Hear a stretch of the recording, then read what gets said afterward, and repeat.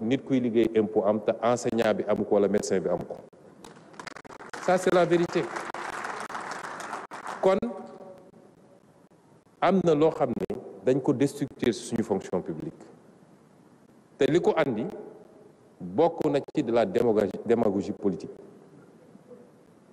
li ñu dal ñi yëpp looloo ko andi ministre bi budget wax na ko un État ne peut pas et ne doit pas vivre au-dessus de ses moyens mënul nekk sur le long terme mais bu dee ci wàllu politique nga ne fal nañ ma te bëgg naa am ñaareelu mandat lu gaaw a gaaw te samay moyen mayuma ko parce que moyen état fan lay jóge moyen état li ci ëpp ci l'impôt bi la jóge te am na léegi ku ne bu ñu laal impôt yi waaye nañu wàññi dund gi bu ñu laal impôt yi waaye nañu yokk salaire yi impôt googu mooy fay salaire yi impôt googu mooy subventionné dund gi principal mooy mi ngi jóge ci l'impôt la ci des looy fortaatu la ci yeneen mooy wala nga dem lebi ko loolu mooy état du leneen parce que quelquefois on a l'impression quand on parle de l'état dafa am benn robinet boo xam ne da ngay ubbi rek muy sotteeku mais l'état vit avec des moyens comme kenn ku ne ci ñun këram ni muy dundee ak ay moyens te ci par rapport ak moyens yooyu nga mën a xool nooy calibrer ak noo mën a defee moo tax dans le dialogue qu'il faut avoir il faut que loolu ñu teg ko sur la table su ngeen gisee ni état bi il se trompe de priorité parce que ñun du ñu def noonu mandat bi bu naree yem ci benn na yem ci benn su dee yàlla loolu la tudd waaye benn boobu lañ ci war a def nañ ko def benn boobu réew mi dinañ ko defaraat redresser ko teg ko ci yoon fii neen réew jaar ba développé dinañ fa teg Sénégal te loolu mi ngi commencé ci ñun ñii di gouverner et c'est pourquoi les premières mesures yi ñu jël ba léegi laa jóg ñu kenn benn sacrifice les premières mesures yi ñu jël c'est sur le train de vie de l'État train de vie de l'État lépp loo xam ne jàppoon nañ ni lu superflu la ñu ngi koy dindi xam nga ay détails yoo xam ne soo ko waxee nit ñi ne ay détails la mais lu am solo la ci suñu consommation ñu ne nañu njëkk a commencé ci ñun man ren dañ ma andil proposition ne primature amatul presque auto il faut ñu jënd 30 auto man leen jënduma auto réew mi fi mu toll nii nañu defar auto yi fi ne woon du mbirum nay du mbirum nay waaye il faut ñu def des efforts sur nous-mêmes benn at la ñaari at la comme ni ko ministre bi waxee l'économie ne doit pas s'arrêter ci période boobu il nous faut dégager des marges budgétaires suñu capacité d'endettement presque dépassé nañ ko tey boo bëggoon yokk impôts yi ñu ne la attanuñu ko il faut ñu def des efforts sur nous-mêmes kenn ku ne il faut mu xam ni il faut mu am lu mu bàyyi tuuti lu ko may rek du dem lu ko may rek ci banqueroute lañ jëm effort yooyu ñu commencé ci ñun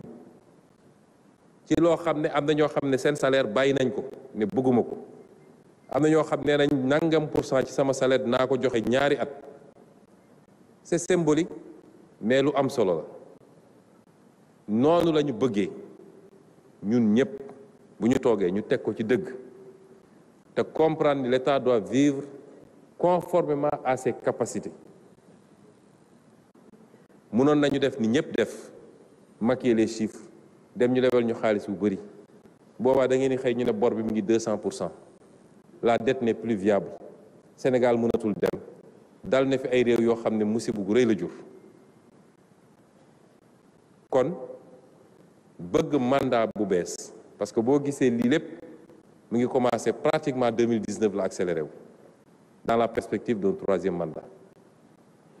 masse salariale bi tey mi ngi représenté 39% des recettes 39% ci masse salariale la doyen léegi wax na lu jëm ci ay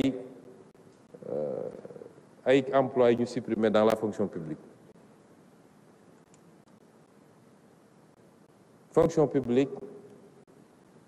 nañ ko doxale ci at yi weesu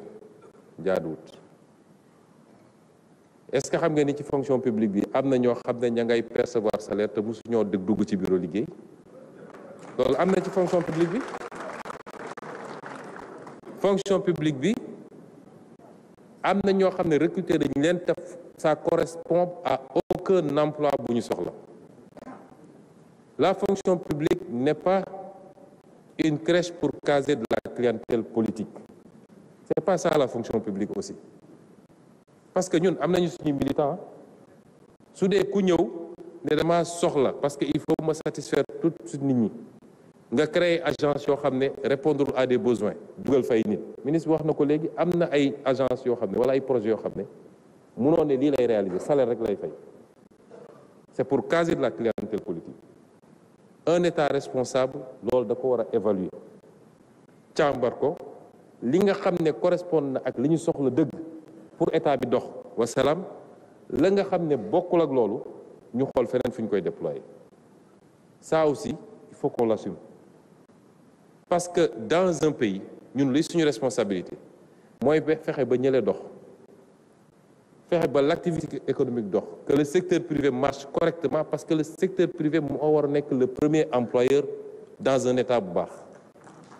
C'est ça la réalité. Mais suñu inversé mbir mi ba tey tous les dépôts d'emploi ci état bi la parce que secteur privé bi loof na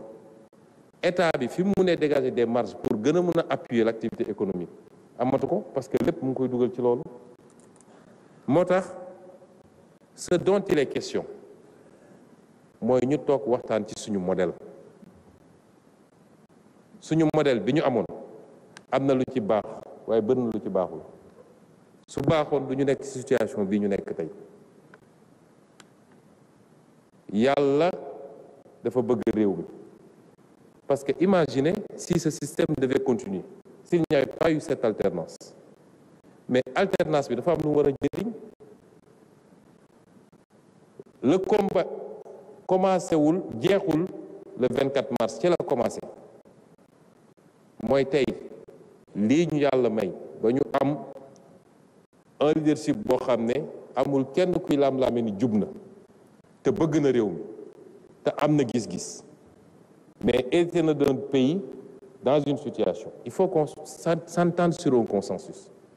Parce qu'aucun pays n'a décollé sans consensus fort. ñaar moo mun a am boo seetee les pays qui ont décollé ces dernières années c'est des pays où les libertés ont été réduites.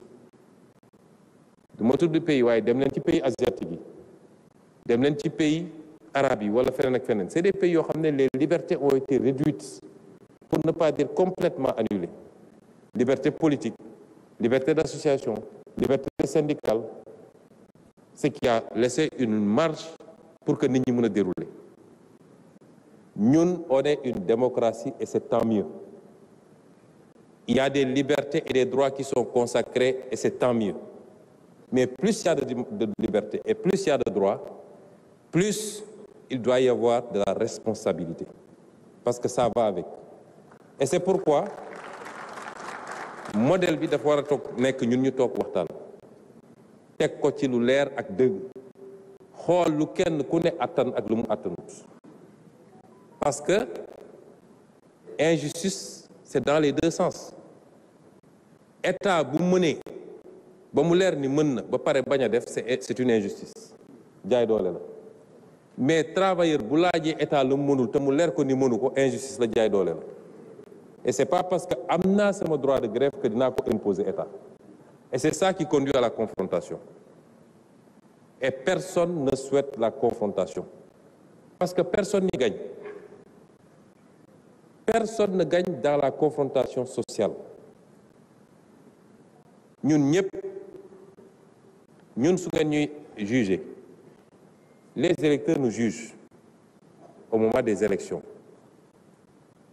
Le Sénégalais lambda, le travailleur nous juge dans les actes qu'on pose tous les jours. Mais une fois qu'on sera assis ba d'accord ci benn pacte